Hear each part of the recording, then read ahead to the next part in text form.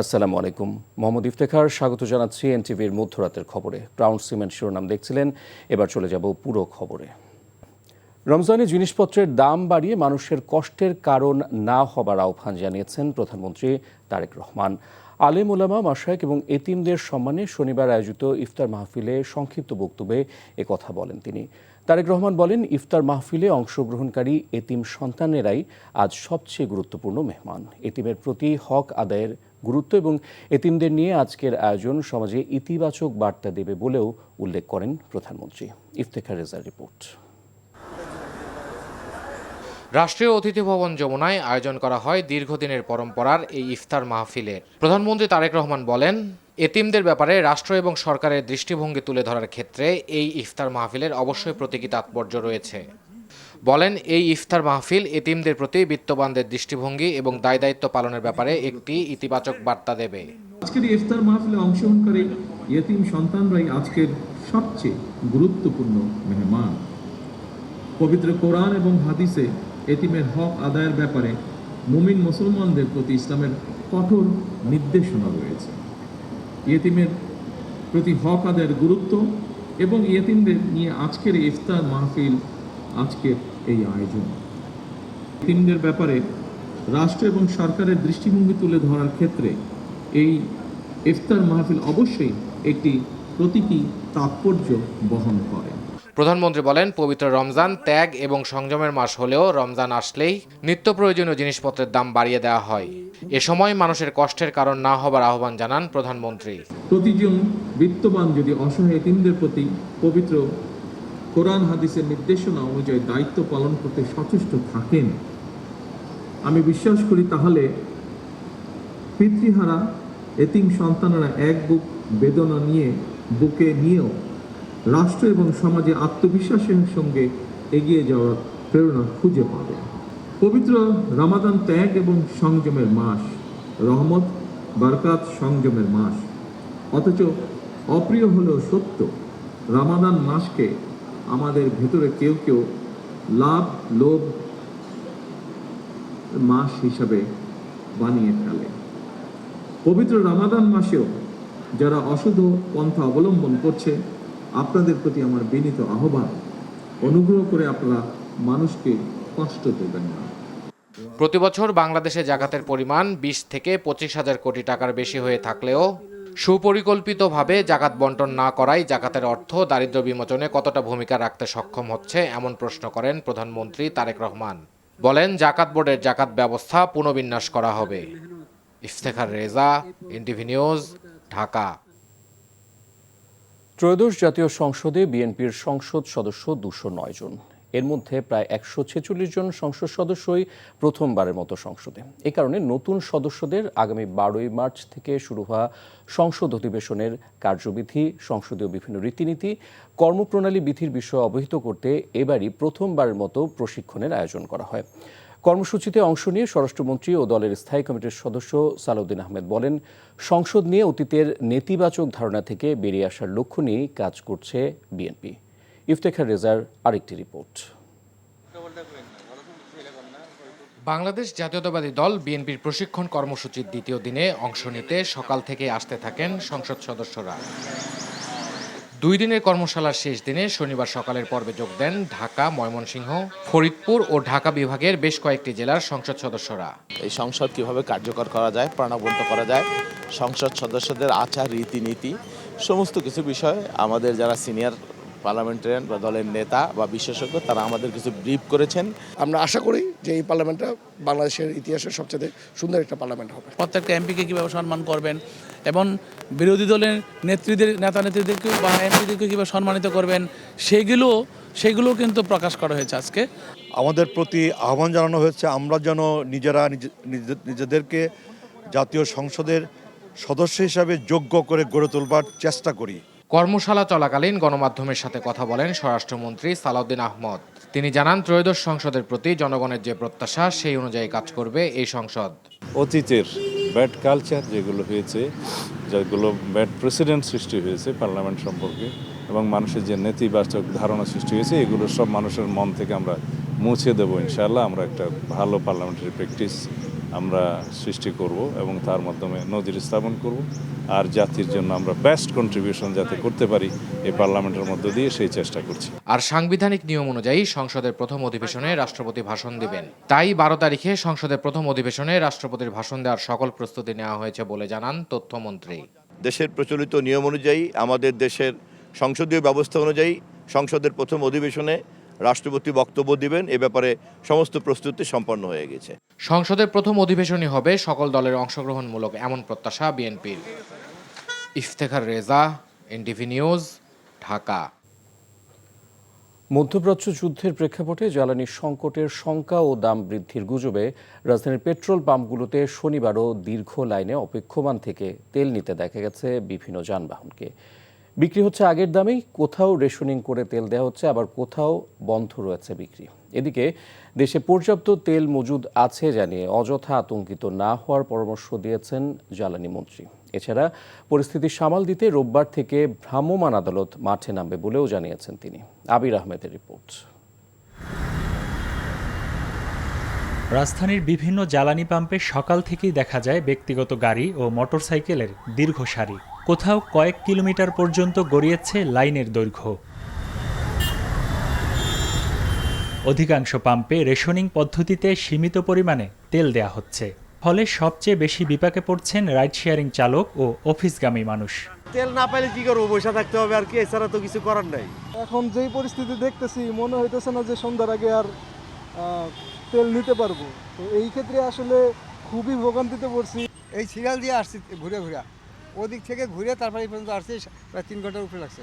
অনেক দূর থেকে অনেক লাইন তো অনেক বড় সিরিয়ালের লাইন, আমরা ঠেলে নিয়ে আসতেছি। গাড়িতে তেল নাই, তেল যদি না পায় তাহলে তো গাড়ি বন্ধ থাকবে, এবার হাত দিয়ে ঠেলা দিয়ে বাসায় নিয়ে যেতে হবে। মধ্যপ্রাচ্যে যুদ্ধ পরিস্থিতিকে কেন্দ্র করে তেলের দাম বাড়তে পারে এমন গুজব ছড়িয়ে পড়ায় অনেকেই অতিরিক্ত তেল সংগ্রহের চেষ্টা করছেন বলেও অভিযোগ উঠেছে। তেল হলে কিছু অসাধু বাইকার যারা আছে তাদের জন্য আমাদের এই সমস্যাটা হচ্ছে। তারা তেল স্টক করতেছে, নিয়ে বাসায় রেখে আবার আইসা লোড করতেছিল। বাংলাদেশ পেট্রোলিয়াম কর্পোরেশন বিপিসির নির্দেশনা মেনে নির্ধারিত পরিমাণে ভোক্তাদের তেল সরবরাহ করছে পাম্প কর্তৃপক্ষ। আমরা সরকারের সেই কর্ম নির্দেশনা অনুসারেই দায়িত্ব পালন করে যাচ্ছি। আমরা সারা রাত তেল দিয়েছি এবং এই পাম্পটা সবসময় 24 ঘন্টা খোলা থাকে এবং ভালোভাবেই সম্মানিত গ্রাহকরা তেল নিয়ে যাচ্ছেন। আমরা কোনো সমস্যার সম্মুখীন হচ্ছি না। এমন পরিস্থিতিতে পাম্পে পর্যাপ্ত তেল আছে জানিয়ে অযথা আতঙ্কিত না হওয়ার পরামর্শ দিলেন জ্বালানি মন্ত্রী। বলেন, তেলের সরবরাহ স্বাভাবিক রাখতে আরও 2 ভেসেল তেল আসছে। পরিস্থিতি সামাল দিতে রোববার থেকে ভ্রাম্যমাণ আদালত নামবে বলেও জানান তিনি। আসলে আমাদের তেলের কোনো অভাব নাই, শুধু তাই না, আগামী 9 তারিখে আরও 2টা ভেসেল আসছে। সুতরাং তেলের কোনো সমস্যা নাই, এই তাড়াহুড়া করে কোনো কিনে দরকার নাই। আমাদের কাছে মজুদ আছে, আমরা পেট্রোল পাম্পে তেল দিচ্ছি এবং চলবে এটার জন্য লাইন দিয়ে সারা রাত জাগার কোনো প্রয়োজন নাই। আমরা তো নির্দিষ্ট পরিমাণে তেল দিচ্ছি, এখন কোনো পাম্প যদি জলদি বিক্রি করে ফেলে তারপরে তো পাবে না, তারপর পরের দিনের জন্য ওয়েট করতে হবে। সেটার জন্য আমরা মনিটর করছি, আমরা দেখব যাতে এরকম কম হয়। আমাদের কন্ট্রোলিং যা আছে আমরা কালকে থেকে আমরা মোবাইল কোড নামিয়ে দেব, সব রকমের ব্যবস্থা আমরা নিয়েছি।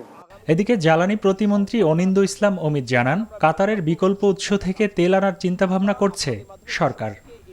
আবির আহমেদ, এনটিভি নিউজ, ঢাকা।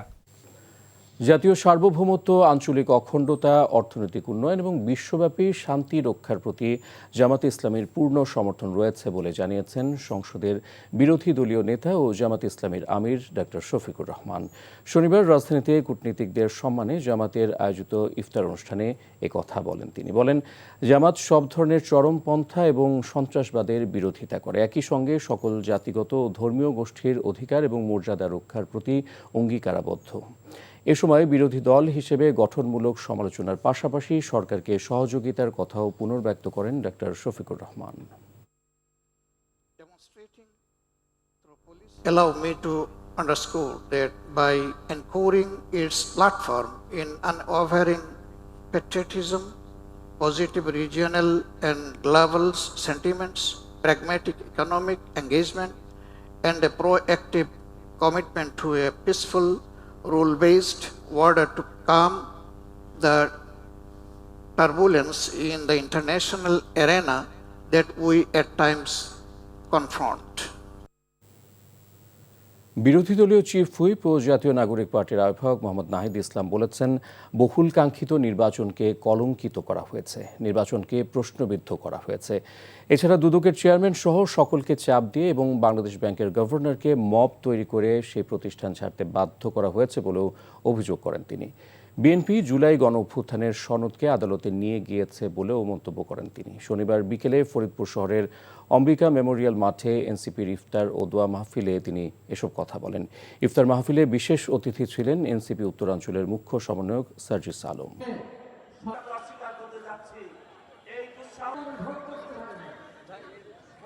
আমরা এই সরকারের সাথে ইতিবাচক মনোভাবেই কাজ করতে চেয়েছিলাম। দায়িত্বশীল বিরোধী দলের ভূমিকায় আমরা সংসদ এবং সংসদের বাইরে থাকতে চাচ্ছি এখনো, কিন্তু সেটার জন্য সরকারকেও দায়িত্বশীল আচরণ করতে হবে।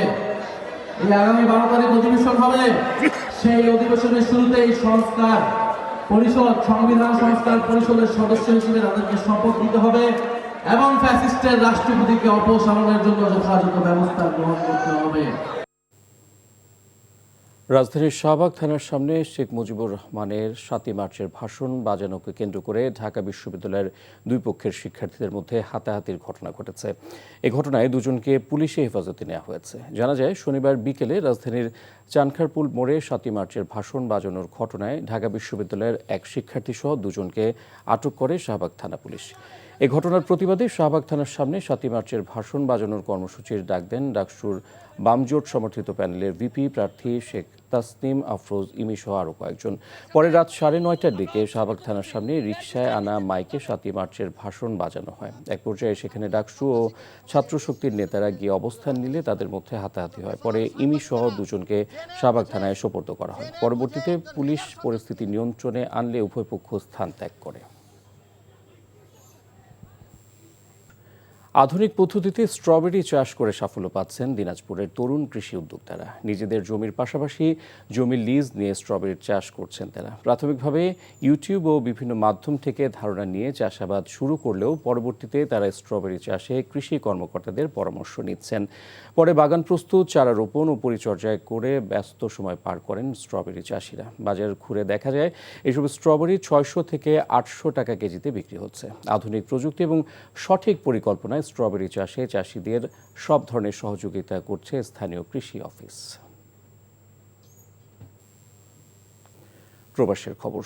মধ্যপ্রাচ্যের বর্তমান পরিস্থিতিতে সবাইকে আমিরাতের আইন মেনে চলার আহ্বান জানিয়েছেন কমিউনিটির নেতারা। আমিরাত থেকে মামুনুর রশিদ জানান, আজমানে সামাজিক সংগঠন আস্থার আয়োজনে ইফতার মাহফিলে আহ্বান জানান তারা। মাহফিলে ছিল শিশুদের কোরআন তেলাওয়াত ও ইসলামী সাধারণ জ্ঞানের প্রতিযোগিতা। প্রবাসীদের মধ্যে ভ্রাতৃত্ব ও ঐক্য ধরে রাখতে আস্থা প্ল্যাটফর্ম হিসেবে কাজ করবে বলে জানান সংগঠনের মূল উদ্যোক্তা ইঞ্জিনিয়ার মইনুল আলম সাদি। মাহফিলের সহযোগিতায় ছিলেন বুলবুল আহমেদ মুকুল, আনিস আহমদ, সৈয়দ আরিফ, দেওয়ান হাবিব, হাসান জাকির।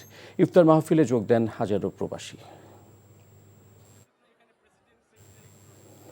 সহনশীলতার সংস্কৃতি গড়তে তারেক রহমানের সরকার বদ্ধপরিকর বলে মন্তব্য করেছেন সৌদি বিএনপির নেতারা। এনটিভি সৌদি আরব প্রতিনিধি ফারুক আহমেদ চান জানান, রিয়াদে বগুড়া জেলা বিএনপির আয়োজনে ইফতার মাহফিলে কথা বলেন নেতারা। প্রবাসী বগুড়া জেলা বিএনপির সভাপতি ফিরোজ আহমেদ নয়নের সভাপতিত্বে প্রধান অতিথি ছিলেন পূর্বাঞ্চল বিএনপির ভারপ্রাপ্ত সভাপতি গোলাম হাসনাইন সোহান। সংগঠনের সহ সভাপতি মাহফুজুর রহমানের সঞ্চালনায় বিশেষ অতিথি ছিলেন পূর্বাঞ্চল বিএনপির সিনিয়র যুগ্ম সাধারণ সম্পাদক তাজুল ইসলাম গাজী, সাধারণ সম্পাদক মীর সিদ্দিকুর রহমান ইমরান, পূর্বাঞ্চল স্বেচ্ছাসেবক দলের সভাপতি বাকের হোসেন সহ অন্যরা। প্রবাসীদের মধ্যে সামাজিক সম্পর্ক গড়ে তোলার উপর জোর দিয়েছেন সৌদি আরবে বাংলাদেশ কমিউনিটির নেতৃবৃন্দ। জেদ্দা থেকে মাসুদ সেলিম জানান, জেদ্দায় নূর ইন্টারন্যাশনালের উদ্যোগে আয়োজিত ইফতার মাহফিলে এই আহ্বান জানান তারা। নূর ইন্টারন্যাশনালের চেয়ারম্যান মোহাম্মদ নূরের সার্বিক তত্ত্বাবধানে বিশিষ্টজনদের মধ্যে উপস্থিত ছিলেন Saudi Bangla business and investor ফোরামের সভাপতি আব্দুর রহমান, জেদ্দা গার্মেন্টস অ্যাসোসিয়েশনের সভাপতি রেজাউল করিম টিপু, আশরাফ আলিম, মনির হোসেন, সাইদ ফরহাদুর রহমান সহ জেদ্দার সর্বস্তরের প্রবাসীরা। এই ছিল মধ্যরাতের খবর। এই খবরের ভিডিও সহ আপডেট জানতে ভিজিট করুন এনটিভি অনলাইন www.ntvbd.com। এছাড়াও এনটিভির জনপ্রিয় সব অনুষ্ঠান ও খবরের আপডেট জানতে ভিজিট করুন আমাদের ইউটিউব ও ভেরিফাইড ফেসবুক পেজ। ধন্যবাদ সবাইকে, শুভরাত্রি।